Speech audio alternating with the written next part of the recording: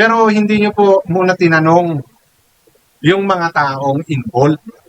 Diba? Like Erica, doon ba sa live or doon sa video na pinakita together with the sponsor, tinanong ba doon kung may plano bang bumalik sa Erica?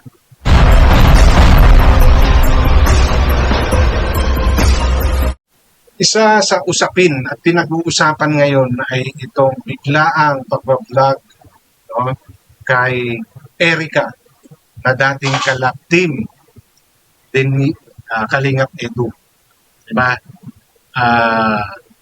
Bigla siyang nawala at inalis sa Kalingap. Ngayon, suddenly, coincidence or sinasadya, hindi natin alam. Diba? Dahil nagkaroon ng vlog showing Erica with her sponsors or supporters. Diba? Tapos, biglang may lumabas na sa usapan. May nag-vlog. Nagsasabing, give her a chance. Since wala naman ng collab team si Edu. Masayahin natin uli si Edu. Yeah? Oh, hindi ba kayo kinikilig? Pinakita yung mga video. Napanood nyo na lahat yan kasi late na tong reaction ko na to. Ngayon, kung gusto nyo pong mapanood, so i-search nyo po yung ibang vloggers ng Kalingap. So, nandoon po yan. Throwback, di ba? Kanya-kanya ng opinion. Marami na po ang gumawa. So, hindi nyo sinalang-alang yung nararamdaman ng may-ari ng community at ng mga tao po. Diba? Nagkaroon ng content na nakita si Erica, yung nakita si Erica, ginawa ng content at kung ano-ano yung mga panghihikayat, no? Kung ano-ano yung mga nasabing bigyan ng chance, diba? Hindi ba kayo pinilig? May mga throwback pang mga nakaraang video, diba? Pero hindi nyo po muna tinanong yung mga taong involved, diba? Like Erica, doon ba sa live or doon sa video na pinakita together with the sponsor, tinanong ba doon kung may plano bang bumalik sa Erica? Diba? Ano nangyari? During live of July Paunil, diba? Pumasok doon si Kalingap Rab and saying this message, no? Ito po yung message. So yan po yung nasa taas. Yan po yung naging message ni Kalingap Rab. Edsing lang tayo sa huli at sa wakas. Okay? So dito pa lang po sa sinabing iyan ni Kalingap Rab, malinaw na malinaw. So, walang Ericang pwedeng bumalik. But Edsy, so ayaw itambal kay Edu. Di ba? Edsy lang tayo sa huli at sa wakas. May-ari po ng community yan. May-ari po ng love team yan. Si Kalingap Rab na po yan. Bago pa nagkaroon ng iba't ibang kwento, no, na i-vlog, may reactionan, natanong ba si Kalingap Rab? Sa tingin nyo, sasagot or mag-message ng ganito sa live ni July Paunil si Kalingap Rab kung alam niya yung nangyayari? Doon sa mga kinilig kagad, inalam niyo po ba muna yung sitwasyon? Nag-isip po ba muna kayo? Oo, meron dyan mga excited.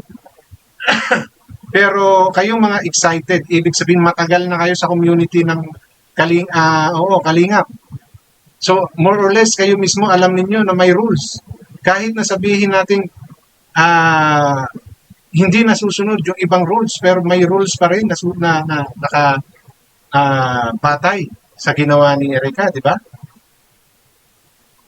So, hindi nyo naisip to? Hindi ko po sinisiraan si Erica. Wala po akong sinisiraan dito, ha? Pinaalalahanan ko lang kayo. Ako po ay nandun lang tayo sa logic. Doon lang tayo sa totoong nangyayari at totoong dapat mangyari. Ayon ay alamin, ipaalam sa may-ari ng community, no? Which is Kalingap Rab. Yung mga ganong klaseng vlog. Diba? Kasi kung simula pa lang ng vlog na yun, nilinaw na. Diba? Na ito is just for update sa mga supporters ni Erica, diba? Wala po itong plano na makipag-love team uli kay Edo dahil loveless siya ngayon. Sigurado ba kayong loveless talaga yan? Di ba? So yan, coming from Kalinga Prab, EDC, Edo and Beyonce lang tayo sa huli at sa wakas. So even Kalinga Prab hoping na someday maayos yung nangyaring hiwalayan ng love team. Diba? Kasi sa ngayon, ayaw na ni Beyonce ng love team. Behind that, we don't know. Dahil si Beyonce mismo, umamin na, minahal niya si Edo. Ayaw na kay Edo na ngayon. Kung pareho ba siya ng nararamdaman. Beyonce. And bukod po dyan, no, yung nanay din mismo, itong si Erica. Hindi ko lang nakuna ng screenshots. Okay? Ang sabi rin na hindi sila babalik ng Kalingap because priority yung pag-aaral. And it seems, kaya siguro siyang buhay. Hindi ko sinasabi na mahirap sila o kung ano pa man. No? So yun po muna sana yung mga kinonsider ng mga taong atat na atat. So yung gustong-gusto nang makita yung bagong lanting. Okay? Hindi po maalis yun kasi nga siyempre may mga nasiyahan, diba? May mga natuwa, may mga sumubaybay. Kaya lang po kasi alamin po muna natin.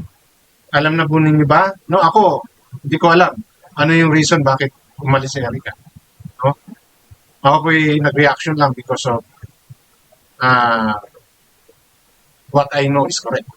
But the reason kung bakit umalis si Erica, I totally don't have any knowledge. So, if you don't mind, no, baka naman po pwedeng pakishare sa ating comment section para naman magka-idea. Okay? So, ano lang, alalay lang po. At wag na kayong masyadong mag-init. Dahil alam niyo yan yung ano sa Kalingap, daming issue. Hindi nawawala ng itatopic yung mga nandito. Kaya may mga antay, mas nagugustuhan nila yun kasi wala na silang tools. Ako na may nakikisaw-saw lang, di ba? Okay? So sa lahat po no ng na nakapanood ng iba't ibang reaction, opinion, no? Back to basic po tayo. May rules, sinunod ba ang rules? Ngayon, si Kalinga Prab at yung nanay ni Erica nagsalita.